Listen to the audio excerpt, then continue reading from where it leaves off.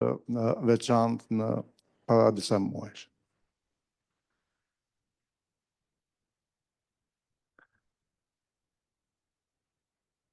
Përfitoj nga rasti që të kujtoj edhe brezin e parë të profesorëve të matematikës, të cilët në udhëheqjen e profesor Pilikës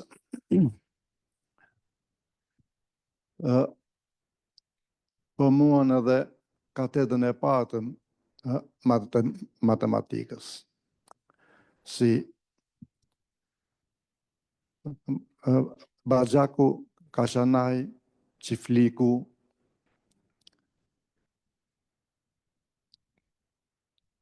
Bukuroshi, e tjera.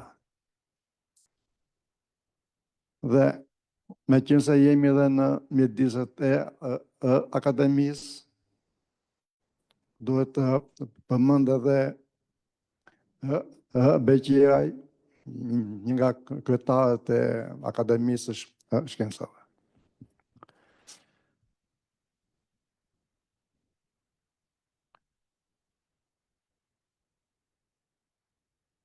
Kemi edhe të bëjmë me një shkollë të matematikës që praktikisht filloi nga zero në vitet e para të pas luftës.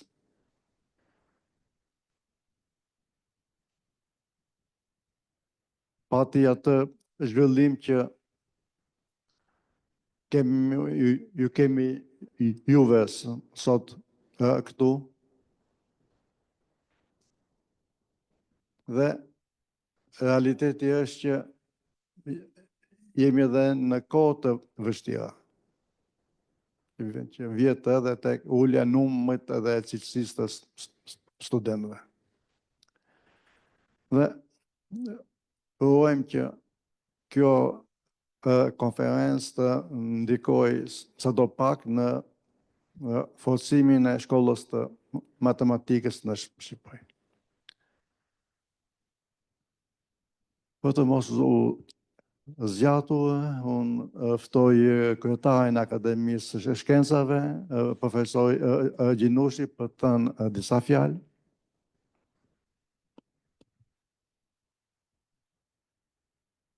Mirdita dhe mirë se keni ardhur. Sot jemi brenda familjes tonë matematike, kemi dhe një fizikant. Sigurisht dëshiroj njërë të përgëzoj organizatorët për organizimin e kësaj konference, si që tha dhe në Kiu, pranë Akademisë Shkenca është krijuar prekosh Instituti Kombëtar i Fizikës, është një i matematikës, është një përpjekje pikërisht për të bërë bashkë gjithë matematikanët brenda dhe jashtë vendit, sepse kuptohet që matematika përballohet me sfida të reja, veçanërisht në këtë periudhë tranzicionit të zgjatur, periudhë e cila së pari ka goditur relativisht dhe themelet e shkollës sonë në tëra nivelet. Kështu që është roli dhe misioni i Akademisë Shkencave për të kontribuar sadopak në këtë drejtim, dhe një nga fenomenet negative që ka është ajo që me hapjen e madhe, siç ka një të mirë të madhe që dhe komuniteti matematik, ashtu si komuniteti shkencor në tërësi ka mundësinë tashmë të komunikoj dhe të përfitoj nga përvoja e të tjerëve, është dhe problemi i ikjes së trurit që thuhet. Dhe këtu dëshiroj të përgëzoj Pjor Albën si një model se si edhe njerëzit tanë të aftë dhe të suksesshëm të kontribuojnë edhe për zhvillimin e shkencës në Shqipëri. Pra këto janë modele cilat ne përpiqemi që ti shfrytëzojmë, t'i stimulojmë, ashtu si që funksionon për shumë dhe njësia Nano Alb, që drejtohet nga një akademik cili punon jashtë, por ndërkohë drejton edhe këtë njësi brenda Shqipërisë. Këtë rol po luan dhe Fjor Alba nëpërmjet Institutit të Matematikës dhe gjithë ata që janë bashkuar këtë institut. Matematika ka një model, ka një përvojë shumë të mirë për të ndjekur, ka një figurë emblematike që është figura e Petraq Pilikës, dhe po të krahasosh se si janë hedhur themelet e shkollës shqiptare, sigurisht i bie që bara jonë sot është më e lehtë se sa ajo që kanë përballuar paraardhësit tanë, pra brezi i parë, pastaj se dim çfarë brezi bjem ne, Misheli tek i dyti, unë i treti, e me radhë, por kjo është një trashëgimi shumë e vjetër, për ne është një nder që profesor Pilika ka qenë themeltar i shkollës së matematikës, ashtu siç është dhe një nga themeluesit në Universitetin e Tiranës dhe të vetë Akademisë së Shkencave. Prandaj dhe i kushtua një ceremoni dinjitoze, po e merituar, prandaj dhe në kuadër të 100 vjetorit profesorit, lindjes profesorit, organizohet dhe kjo konferencë në fushën që ai kishte më për zemër, pra të analizës në tërësi, që gjithmonë ka qenë gara kush është më e rëndësishme, analiza, gjeometria apo algebra.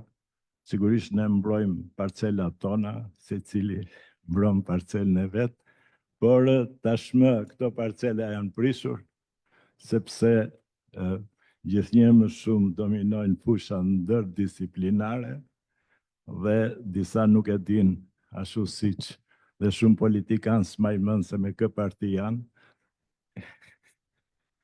Kështu ndodh shpesh. Dhe pikërisht kjo është dhe një ndër cilësitë, sepse preku pak dhe ne kju një problem që ndeshim në atë që rendet pas degëve të lehta, por duke harruar që sa më të lehtë ta bësh shkollën, aq më të vështirë ke jetën, dhe sa më të rëndë atë vështirë ta bësh shkollën, aq më të lehtë ke jetën. Dhe faktikisht matematika tashmë ka gjitha avantazhet, sepse me frazën e famshme të mobilitetit mund të konvertohesh lehtë në çfarëdo profesioni tjetër, aq më shumë tashmë që është e lidhur pasgjithshmërisht dhe me informatikën, inteligjencën artificiale, ku dhe kjo jo vetëm që është shumë atraktive, pastaj e parë dhe në ana e trajtimit, se shpesh shifet pikërisht trajtimi financiar, por kjo tregon dhe atë që gjithkush që kushtohet matematikës bën një sakrificë në kuptimin dhe intelektual dhe material, por në kushtet e reja kjo sakrificë kthehet edhe në dobi, kthehet edhe në mirëqenie, kthehet patjetër pastaj edhe në vlerë të pakrahasueshme intelektuale. Pra një arsye që ne kërkojmë të rigjallërojmë këtë komunitet është pikërisht për të rritur interesin ndaj studimit matematik. Do thosha që është mëkat që ai që një i ri që nuk e ka problem matematikën, kuptimin e asimilimit të saj, është mëkat mos studioj fillimisht për matematikë, por të rendi dhe të bëhet ndaç jurist apo ekonomist apo në një profesion tjetër, të cilin mund ta marri edhe më mbrapa. Kështu që kjo do të jetë fushata e propaganda jonë. E rëndësishme është që gjithashtu të rrisim rolin e kërkimit shkencor, sepse faktikisht shohim që mediokriteti në këtë drejtim është shumë i madh, ende ka një moskuptim për rëndësinë që ka kërkimi shkencor, dhe jo në deklarata, po në realitet, përveç shumë segmenteve të politikës që kanë alergji ndaj mendjes dhe trurit, ka dhe mos kuptim dhe brenda vetë komunitetit shkencor. Për shembull, ka një debat të hapur tani për ligjin për shkencën, dhe nuk e kam pritur që edhe njerëz të angazhuar në arsime në shkencë të shqetësohen në ligji i shkencës. Dhe të mendojnë se mos kjo cënon sinoret e dikujt, të shqetësohen pikërisht pse u dashka një ligj i posaçëm për shkencën dhe kërkimin shkencor. Kështu që dhe kur tremben nga shkenca, nga matematika tremben 2 herë, 3 herë. Prandaj dhe ne duhet të arrisim këtë theks. Sigurisht Shqipëria nuk është se do bëj shkencën botërore, apo që shkenca botërore se cëndot pa të, por absolutisht është e detyruar të ndjeki ritmet e kësaj shkence. Dhe këtë gjë na i ka mësuar dhe profesor Pepi, i cili që në fillim edhe kur i dha bara e rënd të themelimit katedrës, vazhdoi doktoraturën në kushte në vitet kur koncepti për kërkimin shkencor ka qenë akoma më i dobët, pikërisht për treguar atë që s'mund të jesh pedagog i mirë në qoftë se nuk e ballafaqohesh për ditë me të rejat e shkencës në pushën për kacë. Dhe patjetër që kërkimi shkencor nuk bëhet për të matur, siç duan ta thjeshtojnë disa, vetëm se çfarë solle, sa para solle nga ky kërkim, pasi është i domosdoshëm dhe kërkimi në fushat fondamentale, në fushat bazike, në matë pyrë, që e thonë disa matematikë të pastër, ashtu si dhe në matematikën e zbatuar, por këto duhet jenë të kombinuara dhe kjo vlen për gjitha fushat e shkencës. Pikërisht kjo është një betejë tjetër që ne duhet të bëjmë së bashku, kështu që vlerësoj që kjo konferencë, për mos ta zgjatur se e zgjata, sepse njëna tiparet e Pepit ishte që s'duronte fjalët të gjata. Dhe po t'ishte këtu do thoshte vol tani. Kështu që edhe njerë shpreh bindjen që kjo konferencë, ashtu si shumë të tjera, ne do përpiqemi të organizojmë tilla në vazhdimsi së bashku, ashtu siç edhe të nderojmë punimet më të mira në vazhdimsi, veçanërisht për të stimuluar më të rinj. Uroj që së bashku do japim një kontribut, sado modest në këtë drejtim. Faleminderit edhe një herë për pjesëmarrje dhe punimet të mbara.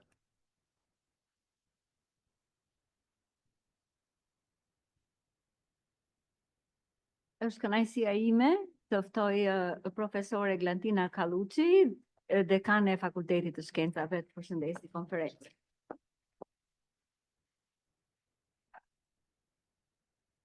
Nderuar kryetari i Akademisë së Shkencave, profesor Skënder Gjinushi, të nderuar antar të panelit akademik, profesor Neki Frashëri, nderuar profesoresh Fjoral Bacakoni, që është dhe kryetare e Institutit Kombëtar të Matematikës, të nderuar koleg, miq, student, ju falenderoj që gjetët kohën dhe mundësinë për të qenë sot këtu prezent dhe në emër të Fakultetit të Shkencave të Natyrës, si dekane ashtu sikurse profesoresha më citoi, ju uroj një aktivitet të mbar dhe të frytshëm, të shërbej ky si një mundësi komunikimi dhe një rrjet bashkëpunimesh për kërkimin tuaj të mëtejshëm. Në fakt, unë këtu edhe në program jam e ftuar si dekane për të dhënë fjalën përshëndetse, si dekane e Fakultetit të Shkencave, dhe në radhë të veçantë dua ta falenderoj Akademinë, sepse Fakulteti i Shkencave të Natyrës dhe Akademia e Shkencave kanë qenë së bashku një binom i pandashëm në pjesën më të mund të them mbi 90% të aktiviteteve shkencore. Në fakt, vitet e fundit ka patur një intensifikim edhe të kontributit në kërkim shkencor kundrejt projekteve të vazhdueshme. Kështu që me Fakultetin e Shkencave, pavarësisht diversiteteve apo mbase ndonjëherë dhe jo konvergjencave të mendimeve për ligjet caktuara, siç përmendi profesori, por bashkëpunimi me Fakultetin e Shkencave ka qenë gjithmonë i frytshëm dhe besoj do vijojë të jetë i tillë. Ndërkohë, ajo që mua si thua më bën të ndihem krenare këtu është të qenurit matematikane dhe dhe Akademia e Shkencave, gjithashtu fakulteti kanë qenë të pandashëm në këtë pikë. Fal Akademisë së Shkencave, ne arritëm të prej më shumë se një vit kemi krijuar Institutin Kombëtar të Matematikës, i cili është një institut në fakt virtual që në fillim kur menduam, por është një institut i cili ka mbledhur matematikan nga mbar bota. Dhe gjej rastin këtu të falenderoj në mënyrë të veçantë profesoresh Fioralbën, por edhe shumë profesorë që nuk janë sot prezent, por kanë dhënë kontributin e tyre në këtë institut, që janë duke filluar me profesor të nderuar, nuk po përmend emrat, por janë vërtet të nderuar dhe po japin një kontribut të vazhdueshëm. Në fakt, fal institutit kombëtar, ne po organizojmë në mënyrë periodike cikle leksionesh të hapura.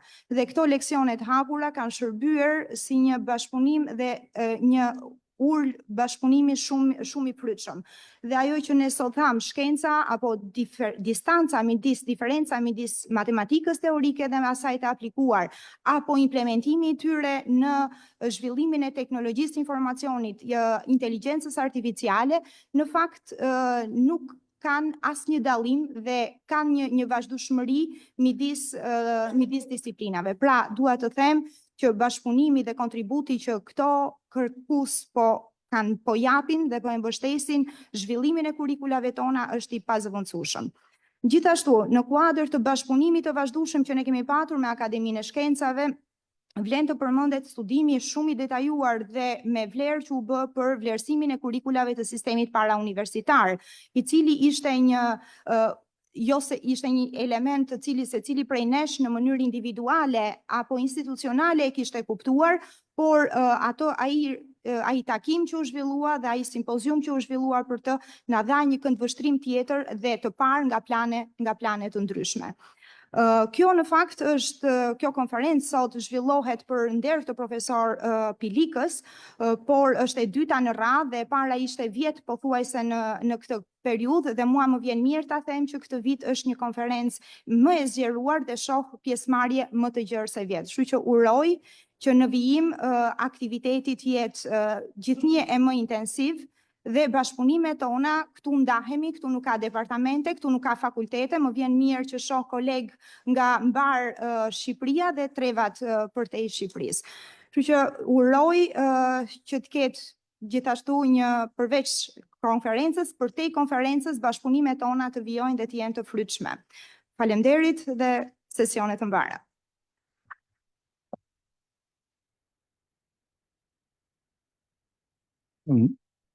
Me fjalë lënë profesor Kalluçit ne mbyllim seansën e hapjes të konferencës, kalojmë tek sesionet e erguta, i jep fjalën Fioralbës për vazhdimin e punës. Faleminderit.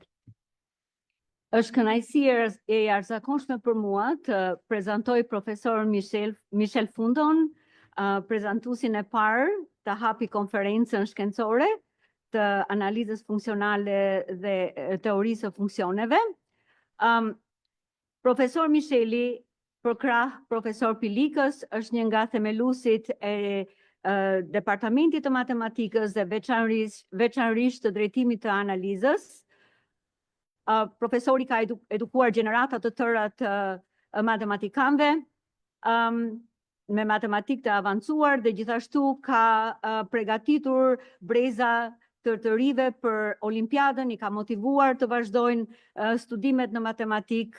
Unë kam pasur fatin e madh vetë të kem qenë studente e profesor Michelit për 2 vjet, 3 vjet në analizë funksionale, kam qenë me profesor Gjinushin. Dhe kur përballova botën matematike në Evropë dhe në Amerikë, të them të drejtën, jam ndier shumë konfidente dhe barabartë, sepse, si thuhet në anglisht, I learned the first principles nga profesor të talentuar, të nderuar dhe të dedikuar, si profesor Micheli, profesor Pilika, profesor Baxhaku, profesor Pepo, profesor të tjerë të nderuar, të cilët nuk po i përmend këtu, ne kiu përmendje disa, dhe kam pas vërtet fatin e mirë të marr bazat në departamentin e matematikës të krijuar nga profesor Pilika dhe profesor të tjerë të nderuar.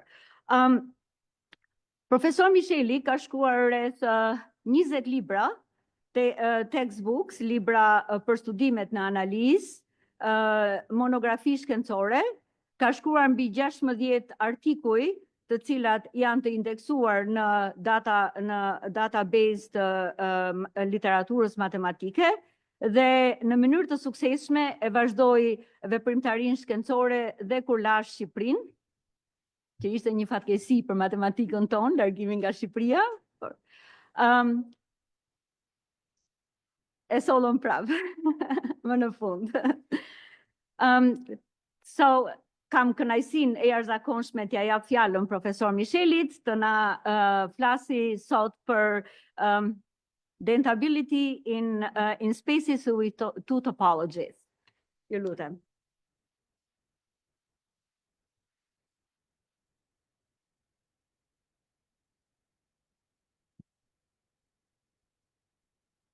Është e vështirë të gjej fjalët për të përshkruar emocionet e thella dhe nostalgjinë që ndjeva veçanërisht në këtë moment, kur takova kaq e kaq miq të zemrës dhe midis të tjerave pata dhe fatin që të njihem edhe me profesor Naim Brahën, i cili më solli kujtimet e paruara të miqve tanë kosovar. Më jem shumë i nderuar që më jepet rasti të hap këtë cikël referimesh që me të drejtë është gjykuar dhe mënyra më e mirë për t'i bërë omazhe kujtimit të nderuar dhe të paruar të profesor Pepit. Tani objekti i referimit përfshihet në fushën e aspekteve gjeometrike të bashkive konvekse me vetinë e radon-nikodimit. Kjo është një fushë shumë e gjerë e matematikës, me konceptime dhe metoda të thella dhe moderne, dhe me shumë rezultate të rëndësishme të spikatura, që e pati Zanafillin e vetë në teoremën e njohur të radon-nikodimit, që është edhe një nga teoremat që zë një vend qendror në teorinë e përgjithshme të masëve të integrimit. Që të hyj në brendësi të problemeve, disa fjalë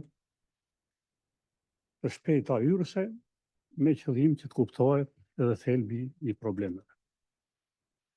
Si dihet, në teorinë e masë integrimit, në qoftë se jepet një treshe elementesh të përbërë nga një bashkësi e çfarëdoshme omega, nga një koleksion nënbashkësisht të kësaj bashkësie që formojnë në sigma algebër dhe nga një masë probabilitare, atëherë për çdo funksion me domain bashkësinë omega dhe me range dhe me vlera në drejtën e zgjeruar reale,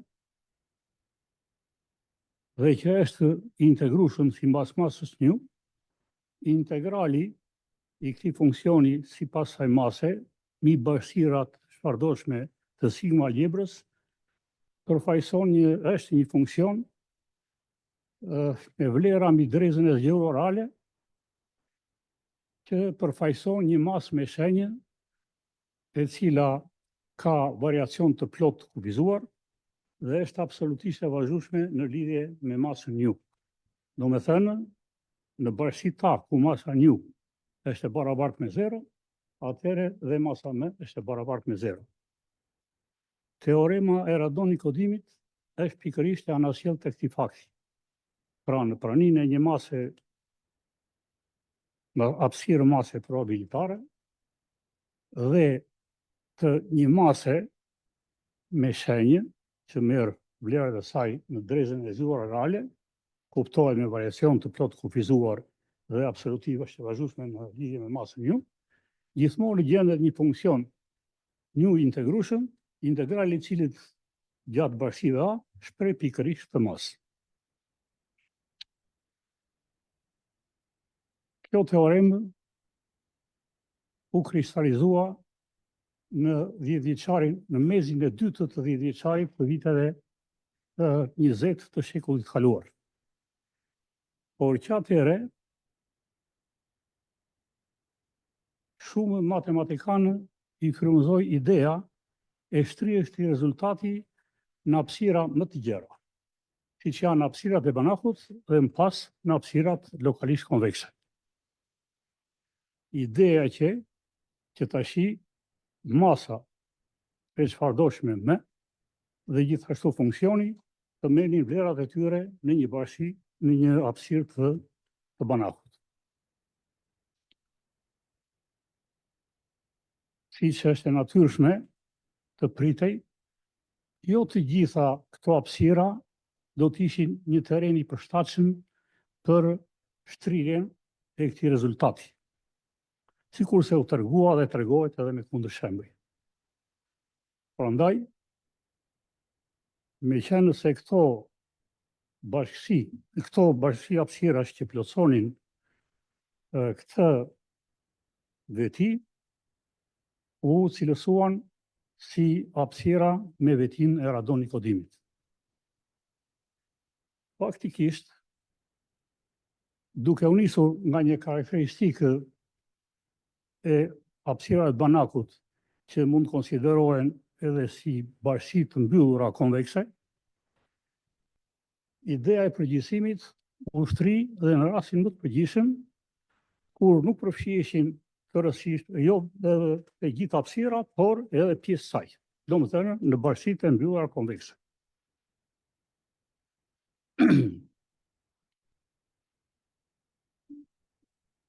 Ky përkufizim fillestar i hapësirave vetin e radon Nikodimit kuptojnë që ishte jo praktik, shumë global, prandaj përpjekja më teshme e matematikanëve do të ishte që ky përkufizim të gjente përkthime të tjera me karakter më praktik dhe më i zbatueshëm dhe konform zhvillimeve përkatëse më familjare të matematikës.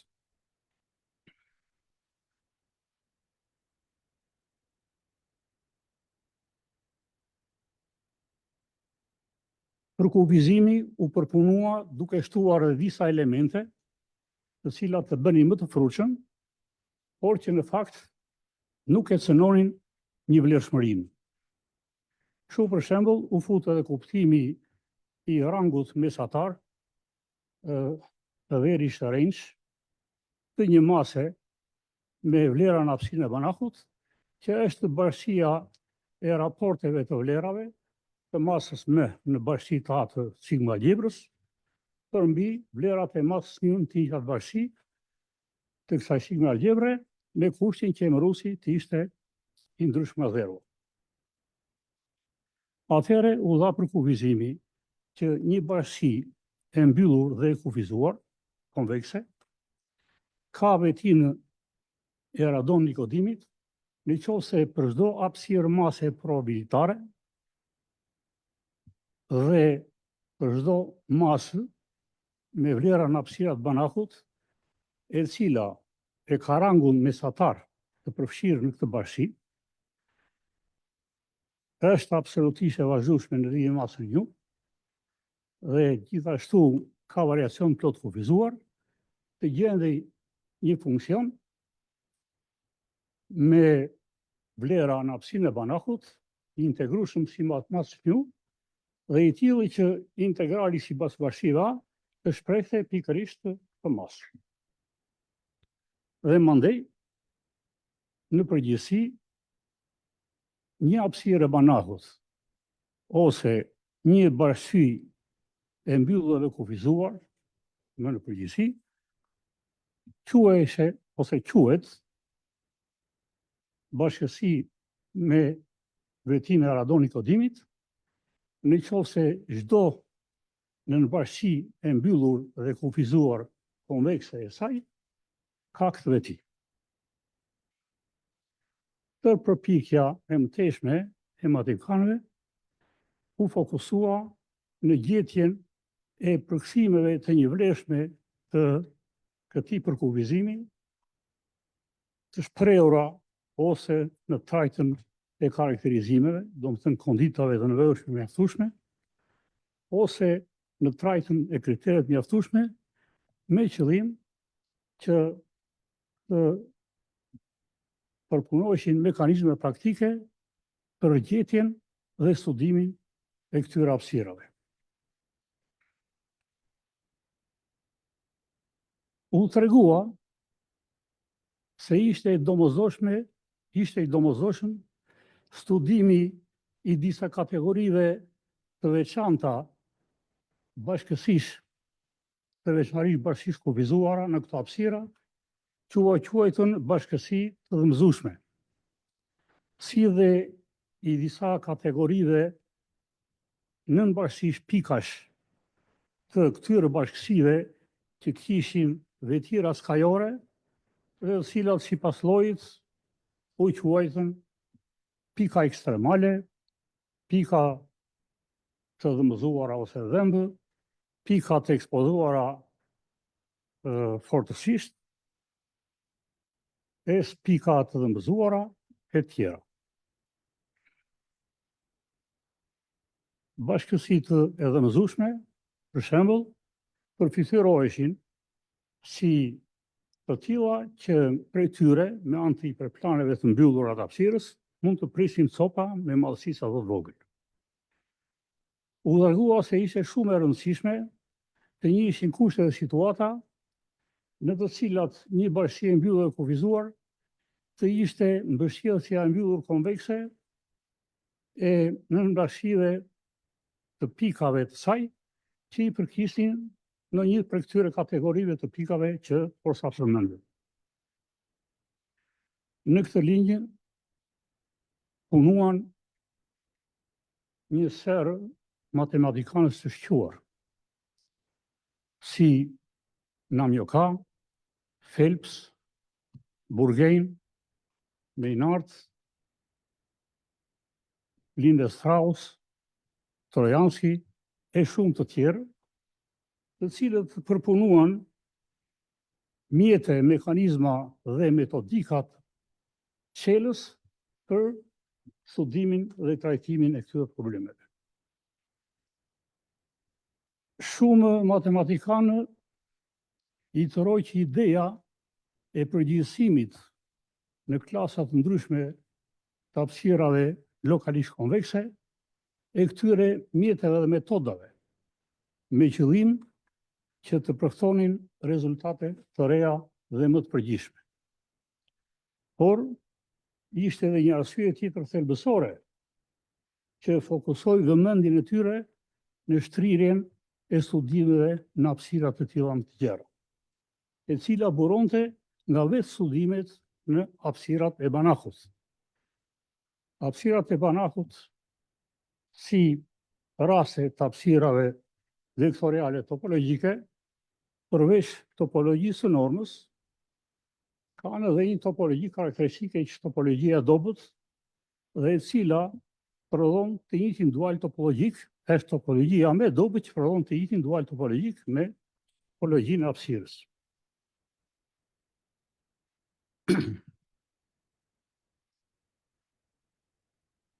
Studimet brenda hapësirave topologjike, brenda hapësirave të Banachut, çonin në mënyrë domosdoshme edhe në marrjen në konsideratë të topologjisë së dobët në studimin e bashkësive me vetinë e radonikodimit, si dhe në ndërthyrjen e këtyre dy topologjive. Por, ndërsa ai, si thua, suporti vektorial i hapësirës Banachut me topologjinë e normës është një hapësirë e Banachut, ky suport në lidhje me topologjinë e dobët nuk është një hapësirë e tillë, por është thjesht një hapësirë tipike lokalisht konvekse. Pra që këtu edhe domosdoshmëria e shtrirjes studimeve edhe në këto hapësira.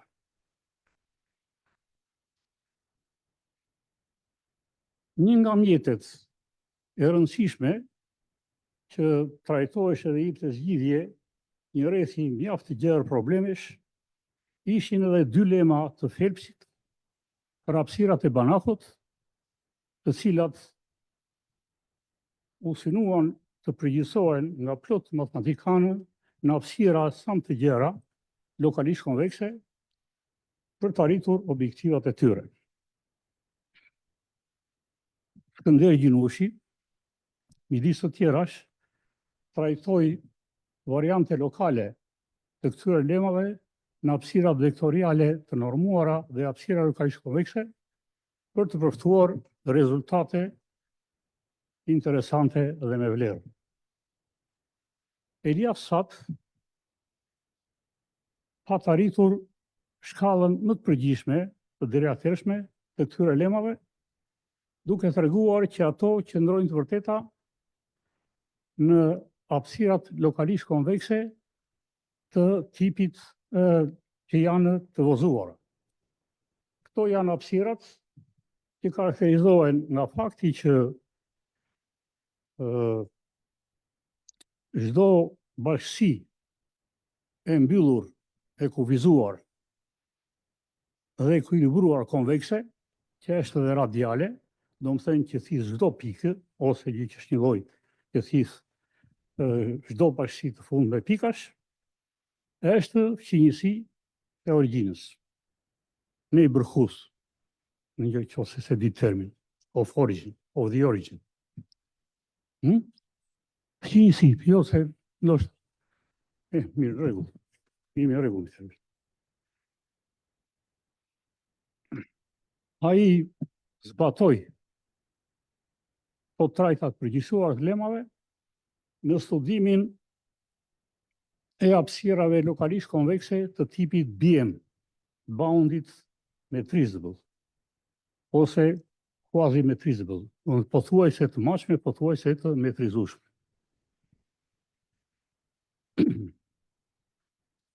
Një intuit të fillestare më krijoi mendimin se këto lema kishte të ngjarë të kishin një përgjithësim shumë të madh. Pra të ishin të vërteta në hapësira vektoriale topologjike dhe hapësira vektoriale lokalisht konvekse të çfarëdoshme, pas një kufizim. Madje të pajisura me dy topologji të krahasueshme, t'i quajmë tau e tau 0, ku topologjia tau të ishte më dobët se topologjia tau 0.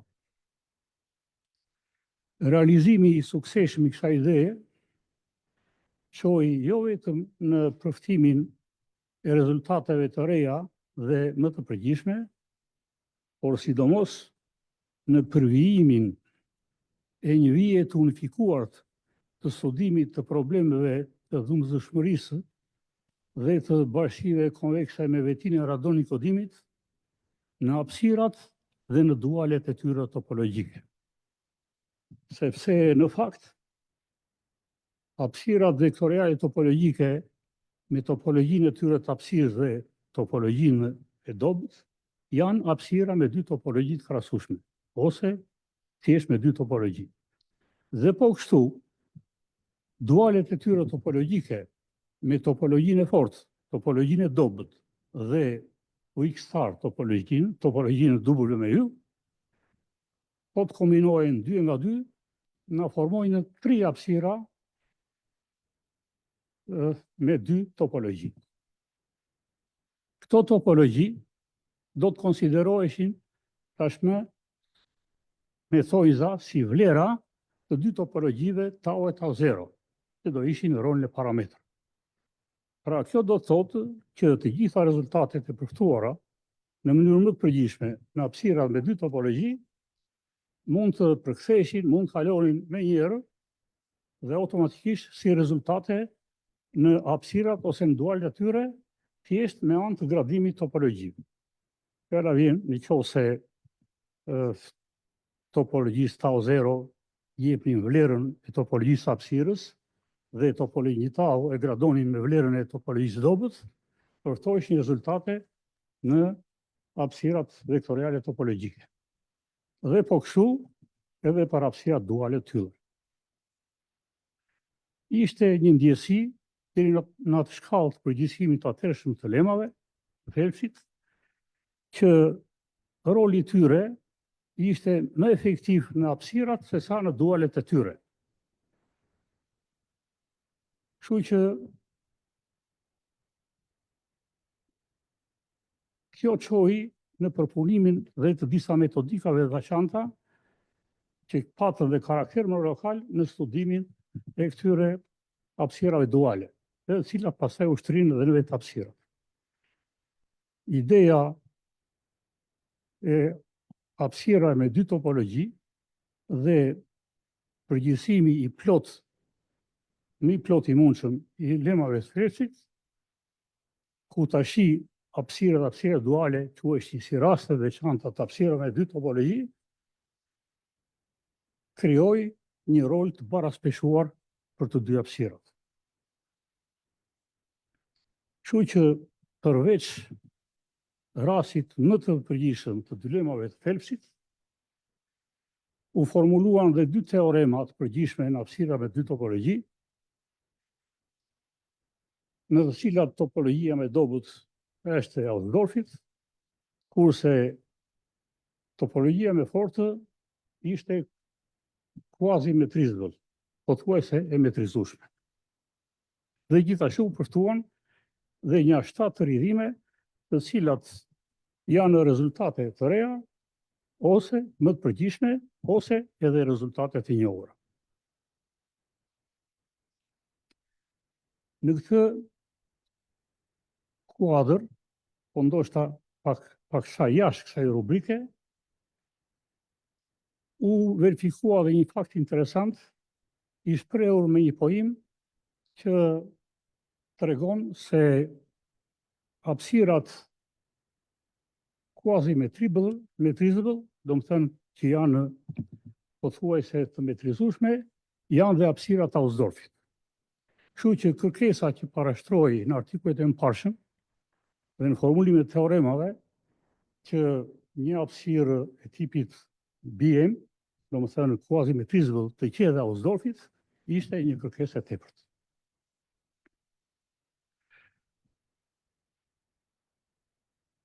Këto lema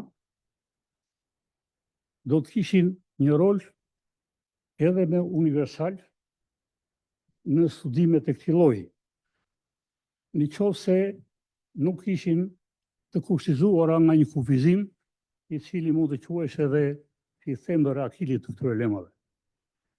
Dhe që shpreh me faktin se ato mjedisje që përmbanin bashkësitë në studim dhe ku zbatoheshin këto lema, duhet imitonin hapësirën. Pra, edhe nëse shtriheshin në formë lokale, duhet karakterizoheshin nga simetria, të qenë simetrike në lidhje me origjinën e koordinatave, në lidhje me origjinën e hapësirës. Pikërisht, kjo ishte dhe arsyeja më thelbësore që shtyu një sër matematikanesh dinjitozë si Namioka, Burgen, Maynard, Trojanski, Riffel, Gilliam e tjerë që përpunuan një metodikë të veçantë për këto studime lokale, invariante nga kushtëzimi i simetrisë. Përpjekja ime personale për të shtrirë këtë metodikë edhe në linjën e hapësirës me dy topologji, me qëllimin që të krijojë dhe në të vazhda, si thua, e linjës së unifikuar studimeve, ishte e pasukseshme. Ose, në mirë të themi, u tregua, jo nga mua, që ishte e pamundur. Se nuk u shpreva dhe kaq saktë, e pasukseshme thotë që përpiqesh të provosh diçka, nuk i arrin, mund ta shtrosh hipotezë dhe ja ule stafetën tjerëve. Kurse këtu u tregua që kjo ishte e pamundur. Faktikisht, disa pojime të para kalonin lehtësi ose në mënyrë normale, por pastaj çelësi themelor këtu ishte të provoj që shuma aritmetike e dy bashkive me vetin e radon Nikodimit është gjithashtu një bashkim me këtë veti. Mirë po, këtë nuk e provojnë dot, dhe pastaj një moment caktuar arritëm punimi që kjo nuk do të jetë e vërtetë. Dhe fillova të kontrollojmë për artikull dhe domethënë të rastësisë, atëherë ishte edhe kaq lehtë të gjenje literaturë kështu. Edhe s'kem dhe ato mjetet, si thua, teknologjisë moderne, e tjera dhe ashtu e tjera. Por është një artikull të Schachemayer me titull The Sum of Two Radon-Nikodym Sets Not Need to Be a Radon-Nikodym Set. Dhe ku tregoi një kundërshembull të dy bashkive me vetinë e radon-nikodimit, shumë e cilave nuk që e tillë. Ishte vërtet një shembull shumë i sfikatur që mund të radhitet në rangun e parë të artit të konstruktimit të kundërshembujve. Atëherë, delte si konkluzion që kjo përpjekje duhet të kufizuar duke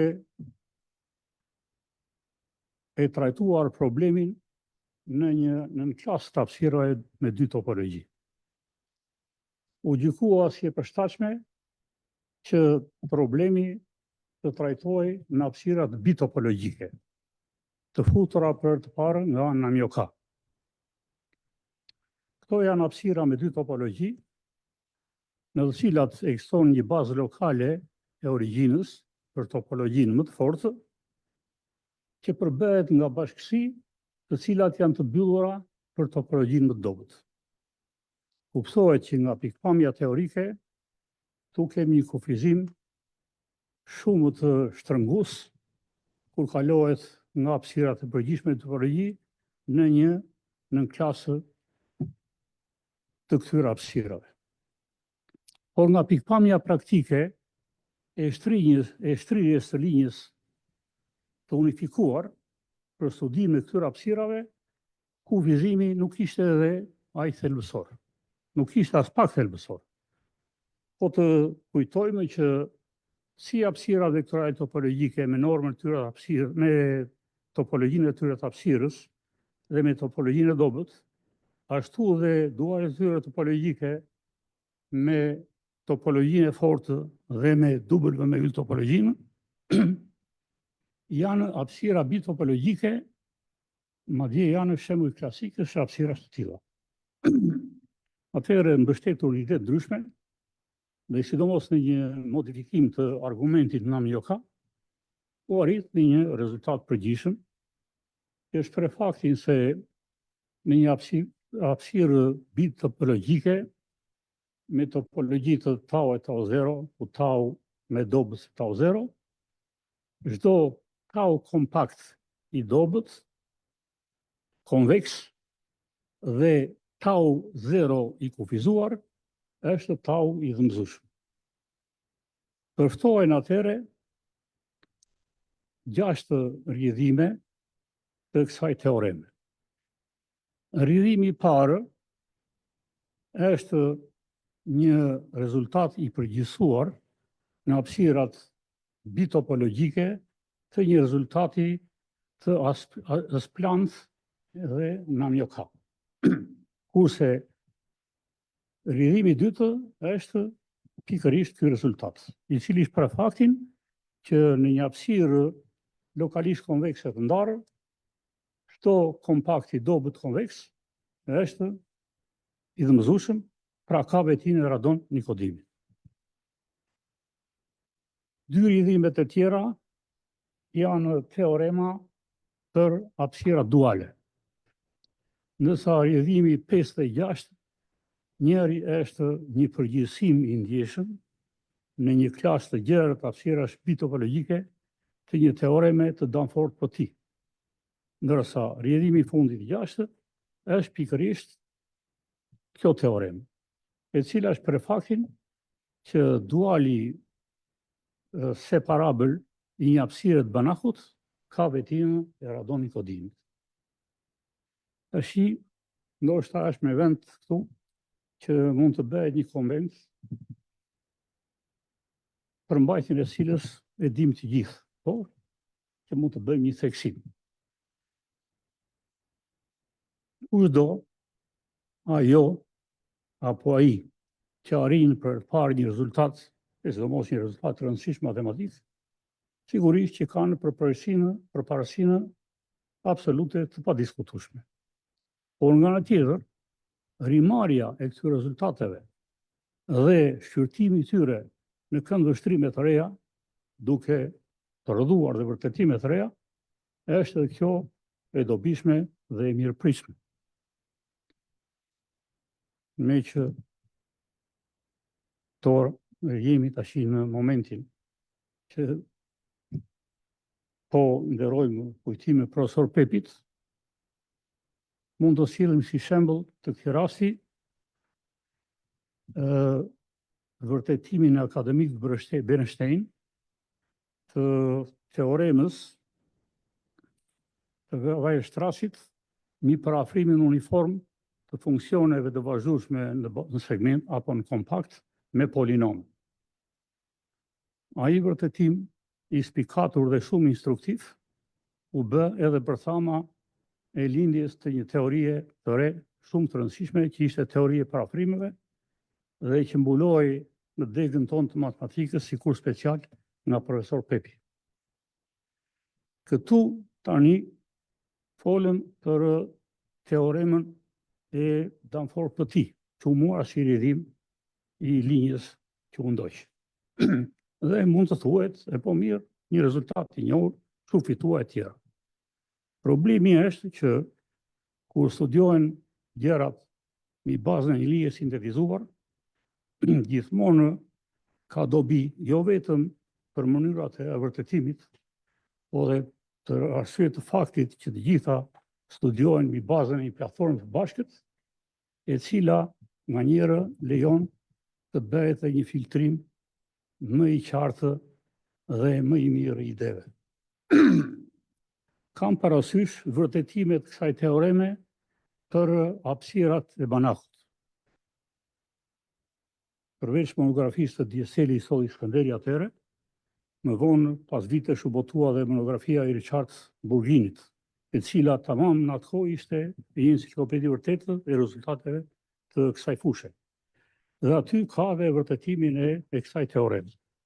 Është rrjedhim i një teoreme që provon që në kushtet caktuar në ngjashme me këtë, hapësira e banakut është sa e dëmëzueshme, pastaj referojnë teoremë tjetër ku tregon një vlefshmërisë të përkuzimet të hapësirave me vetimin e radonikodinit, që janë të dëmëzueshme,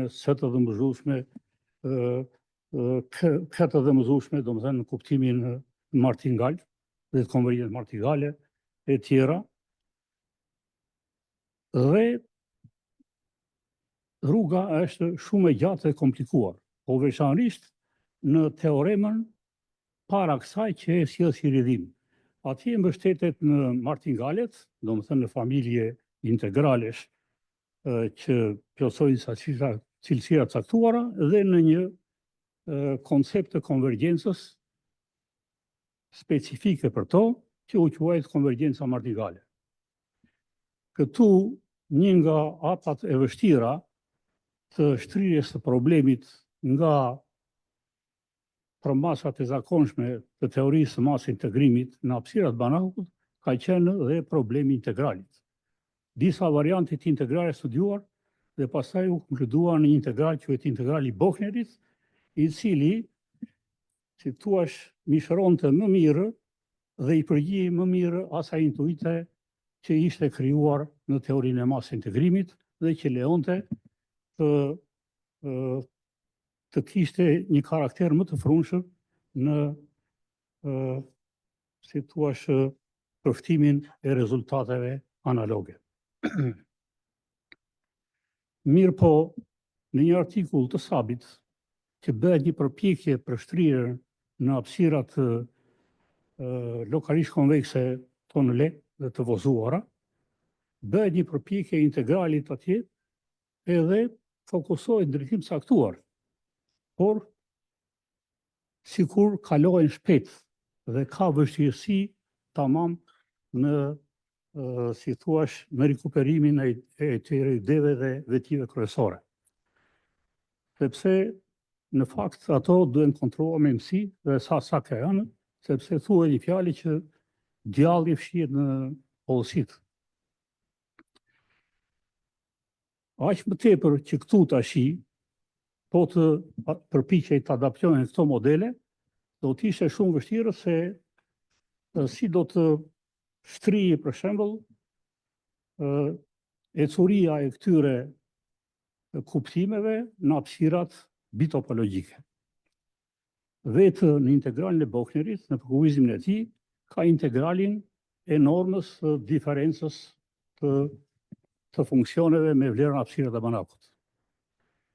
Kur u kalua nga hapësirat e banakut në hapësirat lokalisht konvekse, atje bëhej zëvendësimi i normës, është një distancë, duke me fqinjësitë, duke manovruar me fqinjësitë.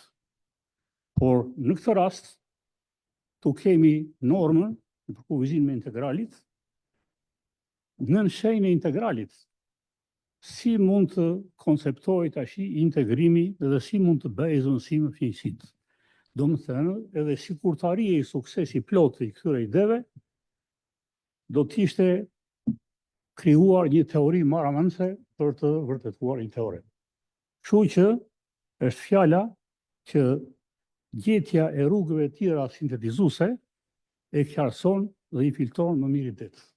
Këtu, sikur të merret vërtetimi i asaj teoreme dhe të shprehet vetëm për hapësirat e banakut, duke hequr dorën nga hapësirat me hapësirat bitopologjike, do dilte një vërtetim shumë i thjeshtë dhe elegant. Një hap tjetër në kuadrin e përpjekjeve për shtrihjen e kësaj linje me dy topologji ishin edhe çifti i përbërë nga një teoremë e Riffel dhe të anasjellës së saj. Kjo luan një rol çelës në vërtetimin dhe në bazimin e shumë teorema dhe në shumë artikuj. Këto dy teorema shprehin në fakt marrëdhëniet nga pikpamja e mësueshmërisë ndërmjet bashkive të kufizuara dhe mbështjelljeve të tyre të mbyllura konvekse. Teorema e Riffel shpreh faktin që në qoftë se mbështjellja e mbyllur konvekse i bashkisë kufizuar është edhe mbëzueshme, atëherë e tillë është edhe bashkia A. Dhe anasjellta kuptohet nga dhëmbëzueshmëria e arjes dhe dhëmbëzueshmëria e mbështjelljes së saj të mbyllur konvekse.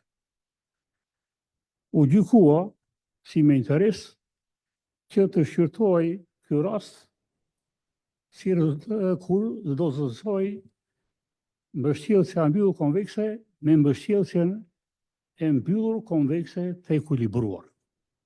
Kuptohet që këtu ndryshimi do ishte shumë i madh. Në përfiturim, po të kemi këtu origjinën e hapësirës dhe këtu një bashki të kufizuar, mbështjellja e mbyllur konvekse e saj është një farë bashkie rrumbullakose. Në qoftë se do të merret mbështjellja e mbyllur konvekse dhe ekuilibruar e saj, atëherë këtu do të merrim një bashki simetrike që mund të përfiturohet si një elipsoid shumë dimensionësh. Domethënë, edhe në pikpamje të konfiguracionit, ndryshimi është i rëndësishëm. U bë përpjekja të shtrihej edhe në linjën dy topologjike rezultati në teorema e Riffel. Dhe u konkluduan të kundërt. U ndërtua një kundërshembull që tregonte që teorema e Riffel nuk është e vërtetë në hapësira me dy topologji. Kundërshembulli ndërtohet në hapësirat më të thjeshta, R2, dhe atje zgjidhej një topologji e thjeshtë, por se në vetvete vetë kundër shembulli nuk është edhe kaq evident. Atëherë, mbetej që terreni më i gjerë për shtrirjen e një teoreme të tillë do të ishin hapësirat lokalisht konvekse të ndara. Mbështetur në një rezultat nga Splant, Namjoka dhe Burgen, u bë shtrirja e rezultatit nga hapësirat Banachut në hapësira lokalisht konvekse të ndara të çfarëdoshme. Dhe që këtej u muar pasaj si rrjedhim teorema e Riffelit, si e vërtetë, si e vërtetë për hapësirat lokalisht konvekse të ndara të çfarëdoshme. Për të bërë një krahasim në lidhje me hapun e hedhur, le të kujtojmë që rezultatin më të përgjithësuar të kësaj teoreme e pat arritur Gilliam, David Gilliam, i cili provoi që teorema e anasjelltë e Riffel është e vërtetë në hapësirat lokalisht konvekse me konvergjencën strikte të Makeit. To janë hapësirat të karakterizuara nga vetia që për çdo bashkësi të kufizuar gjendet një bashki A, ta quajmë, gjendet një bashki tjetër më e madhe, e cila është e kufizuar,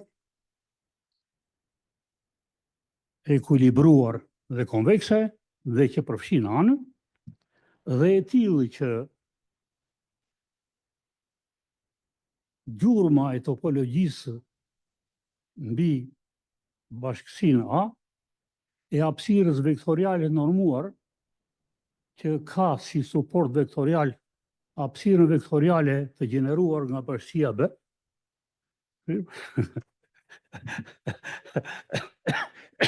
Dhe si normë funksional në Minkowski me këtë bashki, të përputhet me gjumë topologjisë të hapësirës. Domethënë, hapi është vërtet i mirë.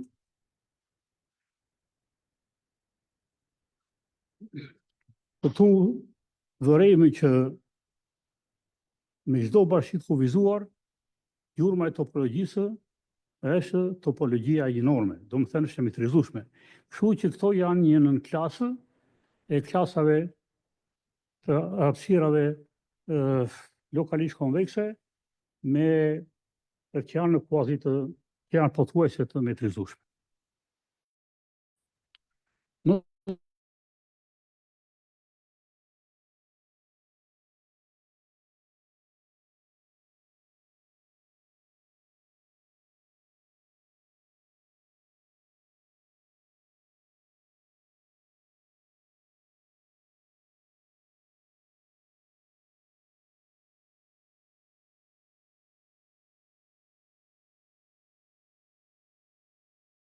Që janë të